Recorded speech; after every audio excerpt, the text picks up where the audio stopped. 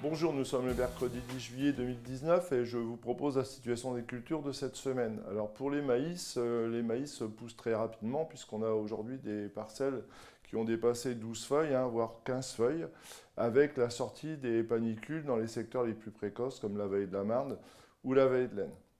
Alors, au niveau des pyrales, on a un réseau de piégeage qui est installé sur la région et dans le département. On piège dans l'Aisne depuis 3 semaines avec des piégeages très importants cette semaine dans le secteur du Lannoy où on a atteint 33 papillons captés sur le piège, ce qui est quand même extrêmement important. Alors ces vols de pyrales finalement doivent déclencher la pose des capsules de trichogramme. Depuis la semaine dernière, il est raisonnable de les installer.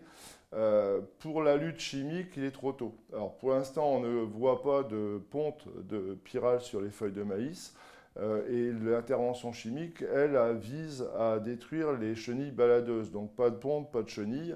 Et donc pour l'instant, il est trop tôt. On continue d'observer les parcelles, sachant que les secteurs les plus concernés par la pyrale sont assez historiques, puisqu'il s'agit de la vallée de la Marne, la vallée de l'Aisne, la vallée de l'Oise, la Champagne de l'Aisne et le Lannoy, qui sont les zones les plus colonisées par la pyrale chaque année.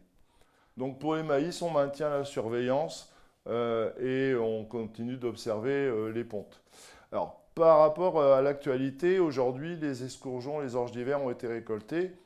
Donc pour les parcelles sur lesquelles vous envisagez d'implanter des colzas, il faut déchaumer très rapidement et pratiquement dans les jours qui suivent cette récolte.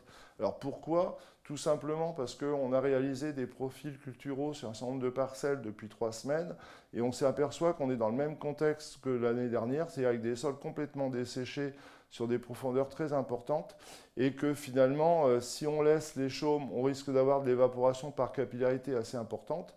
Donc la consigne, c'est de déchaumer superficiellement, mais très rapidement, pour justement créer un mulch qui va éviter l'évaporation et le dessèchement du sol. Aujourd'hui, on est dans une situation qui est tout à fait comparable à celle de l'année dernière. Donc on déchaume rapidement, très superficiellement. Inutile de faire un déchaumage profond qui, lui, de toute façon, va dessécher le sol. Donc pour l'instant, voilà, la consigne, c'est on fait des déchaumages réguliers, très superficiels. Ça crée des faux semis qui vont détruire les repousses. Et puis ça évite un dessèchement trop important du sol. En attendant des semis de colza qui devraient normalement démarrer à partir du 20 août. Je vous souhaite une bonne semaine, à la semaine prochaine.